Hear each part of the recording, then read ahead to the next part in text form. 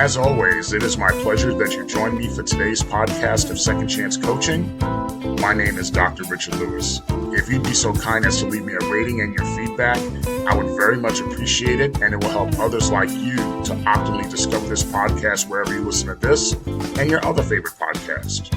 As you know, at Second Chance Coaching, we focus on seeing everyday life through the eyes of the returning citizen and highlighting the resiliency of the human spirit. I would love to work with you one-on-one, whether you're a returning citizen or coaching clients seeking your second chance, or you're a representative of a business, college, or university seeking to integrate and support returning citizens in your respective organizational and learning environments. Please feel free to contact me via email at richard@secondchancecoaching.com or via Instagram at the Dr. Richard Lewis.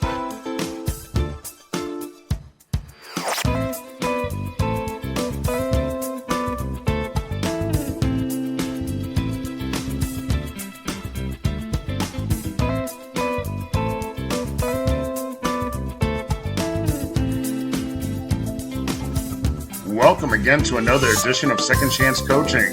As always, it is my pleasure to join you on another week of your reentry journey from whichever corner of the world you're listening from. We always remain humbled and excited that you decided to spend a part of your week with us. Well, I hope you had a wonderful and blessed Thanksgiving. Despite some of the up and down and sideways going into Thanksgiving week, there was still a lot to be thankful for. Not only on Thanksgiving Day, but really on every day. For us college educators, we are in the midst of our intense and busy 2 weeks. Right now, we're in the midst of, we just concluded the final week of classes, and today I'm recording on Friday evening, and it's coming. This podcast will be coming out on Saturday morning, but today started our final examination week, so that is why we are late with the podcast this week. We didn't come out on Wednesday because it's been so intense with the final week of classes and presentations, and also second chance clients are also getting ready for holiday employment. We'll talk about that next week, and there's just so much going on. So for me, it's not only busy at my main institution, but like I just said, all the schools I work at. As you know, now we're in the holiday season. We're in the midst of buying things for loved ones, going to holiday celebrations, avoiding traffic, and even preparing for holiday travel. On the other side of the table, the holidays, it really could be a time of tremendous burden. There are those of us who are going through a difficult time for a number of reasons. There could be a lot of reasons. Maybe it's the loss of loved ones. Maybe it's losing one's job. The prospect of looking at many to-dos that never seem to end. There are people that I know that are going through cancer treatments right now in the midst of the holiday season. It's the season of paying, exorbitant property taxes, all kinds of things that are going on that even in the midst of a joyous season, life doesn't take a time out. The difficulties of life doesn't take a time out. So every challenge I mentioned, and even a challenge that you're going through, whether it be a client or a student, a friend, family member, or someone in my circle, they've had that discussion with me, that there are challenges that are going through. I can see it in their faces. I can see it in their demeanor that giving up was the easiest alternative when you're facing all these challenges and all these things that are in front of you. Not because they didn't think fighting was not worth it, but they just, sometimes people just become really tired. And some of the conversations I had this week with some people just said, "Hey, Rich, I just need to speak and get this off my chest." I understand. It's completely understandable, especially during this time when the holiday season, there's just so many reminders, whether it be commercials or whether it be, songs that are just telling you to be happy and full of joy no matter what. And that may not be what you're looking at. Now, the challenges and obstacles to trying to become happy or to be happy or to have joy, they're real and they're right in front of our faces. But it's also relatively, they're relatively based as far as our ability to be happy based on the severity of our challenges. If you're dealing with the death of one's child, right now, an old undergraduate classmate of mine is experiencing this tragedy right now that he's burying his child this weekend. There's one, someone's having someone had their car stolen. Like I said, someone's going through cancer treatments that I know. I completely get it. And, depending on one's circumstances, switching to a positive attitude or looking towards being happy is a heavy lift. It's not an impossible lift, but it's a heavy lift nevertheless. Because the moment's happiness could still come in. One of my work colleagues at the college tells me that when November 1st comes around, that if he could close his eyes and not wake up until January 2nd, he would be all right. I mean, that's how much the holidays weighs on him. And I remember saying to him that I completely understand that mindset. But when the holidays come around, I really try to compartmentalize the hard stuff. Far away from I try to compartmentalize it and just to put it away, far away from what gives me joy. Because I want to still experience joy. Even when, the first Christmas after mom died, or the first Christmas after the Namdi died, or going way back in so many years, the first Christmas after dad died. I wanted to sit there and compartmentalize it and still have the joy, even though the people I love weren't there. And I don't know if there was a scientific way that I did it, or I just tried to do it. And even if it's just for a moment to experience that happiness, that moment could carry over or make the hard stuff not so rough or not so difficult. But I could say, I was browsing on social media and I ran into a picture that was very simple, yet it was impactful and it was thought provoking.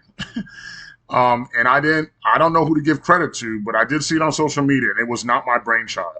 Even though, like I said, I try to sit there and look for the happiness in things. There was this pic or meme on social media that it was called the 7 Quick Happiness Tips. Now, these tips cannot only help with turning the frown upside down during the holidays, but it's really throughout the entire year. But this is what we're going through right now. We're going through the holidays there, where it's a time where we're trying to experience joy, but the challenges are still there. The challenges are still in front of us. So let me share some of these 7 quick happiness tips for that you could utilize for the holiday season, but certainly you could utilize them throughout the whole year. So the first happiness tip that this gave us was, don't listen to gossip. Sounds easy enough, doesn't it? But how much of your time, our lives have been wasted by listening to gossip? Just empty verbal calories that just fill our atmosphere with nothing useful. Plus, those who gossip to you will also gossip about you. I just came from one of our institution's holiday celebrations, and besides the hey, how you doing, and all that kind of small talk, of course, once I heard people starting to try to gossip, I just walked away. Because I said, I figured the minute I walk away, you could gossip about me too. The second quick happiness tip that I saw said, ignore what people say about you. Ignore what people say about you. By nature, we're curious about what's being said about us. And sometimes it's hard to ignore what people say about us. And not only are we curious about what people say about us, but there are times that we actually care. There's times in our lives that we actually care what people say about us. But in the grand scheme of it all, as we get older and we become more self-aware, and then certainly when I become more self-aware, someone's opinion of me becomes less and less important. So ignoring what's being said about me becomes easier, and it enables me to wrap myself in my happiness even more. Let's get to the third quick happiness tip, and that is to design your life. What you do and how you go about doing it is your prerogative. And this is something I say to second chance clients, returning citizens all the time. What you do and how you go about doing it is your prerogative. Designing your life should have you busy enough. It definitely has me busy enough that ignoring other people's noise just becomes easy after a while. You got things to do. I got things to do. Because I tell folks my plans are just bigger than the petty noise. Your plans, your designs just become more important. And the exercise of designing your optimal outcome not only becomes routine, but it becomes pleasurable. because and there's too much time for you to sit there and say I'm taking care of my own business. Why am I worried about other folks? Why am I worrying about other folks? I'm trying to design my own life. I got things I got to do. And that takes us to the fourth quick happiness habit, and that's to look for the good in every situation. In every situation, there's good that could come from it. That's that's knowing there's a lesson, there's a positive outcome in every situation. Even in the craziness of a family disconnect, I know once it's brought together, the good in that situation will be that a deeper understanding of each other will be achieved. I know it's hard to sit there and say there's good in every situation, but there is. We just may not see it right away. The fifth quick happiness habit is to develop an attitude of gratitude. This was hard for me. But I did learn over the years to be grateful in all things. The job I have right now, or the jobs I have right now, are the dream of the unemployed. The house I live in is the dream of the homeless. My health is the dream of the sick. I've also seen that when I'm grateful for what I have, and I could tell you this as a witness, I've seen it happen, that when I'm grateful for what I have, God seems to bless me with so much more than I could handle. And I used to tell people when I used to hear people say that to me, I said, man, you're crazy. And I'm quite sure maybe someone's telling me that I'm crazy, but it is the absolute truth. When I'm more grateful, the more that I'm grateful for what I have, I continue to be blessed with more. That takes us to the sixth happiness habit is to laugh more. We'll do a podcast in 2025 on the value of laughter, but there's a lot of benefits to laughing more. Besides just being happy, your immune system is strengthened and your physical plane is diminished when you laugh more, when you smile more. That was one of the last things that my dad said before he passed away. He said, whatever you do, make sure that you smile, make sure that you laugh. I didn't know what he was coming from, but it was such a wise level of advice to sit there and really take me through the rest of my life, that he knew that he was not planning to be there for. But just to laugh more is just so very important. And that takes us to the seventh and final quick happiness habit is once it's past, let it go. This could also be very difficult. It's been very difficult for me, very difficult things to do. But it makes sense because once something has passed, let it go. What's in your rearview mirror, we've talked about this in previous podcasts. What's in your rearview mirror is not as what's important as the big windshield in front of you. That stuff is over. That stuff is past. So, like I said, we're in the midst of, today, Friday night when we're recording this, we're in the midst of final exam week. A lot of my students have done all their presentations. They're doing their final exams online. I've even had some students from other schools right before I recorded today's podcast text me and call me up and asking me for help and assistance on how to get some assignments that are being due this weekend because it's just that type of crazy. But I remember even speaking to one of the students and like, oh, Dr. Lewis, I'm just so stressed. I said, no, it's okay. It's okay to be stressed. It's okay. But you know what? But don't get stressed out. Sometimes the stress could, bring a little bit of urgency to get something done, but don't get stressed out because then you'll bottom out. I had another student today do their final presentations and they didn't do well. They started crying to me after class. I said, don't cry. You learn more from the mistakes you made than the accomplishments. You learn more from the mistakes you make. And it's okay. It's okay. You got up there and you did your best. And that's all I could ask for. I didn't ask for perfection. I just asked that you did your best. And I asked the student, did you do your best? They said, yes. And I said, then that's all you need. And then right then and there, they did that happiness habit and they started smiling. That's all you need. We're good. But like I said, I know that there's students, there's colleagues, there are folks that are going through a tough time during the holiday season. There's times and moments that the holiday season's a little tough for me, and that's okay.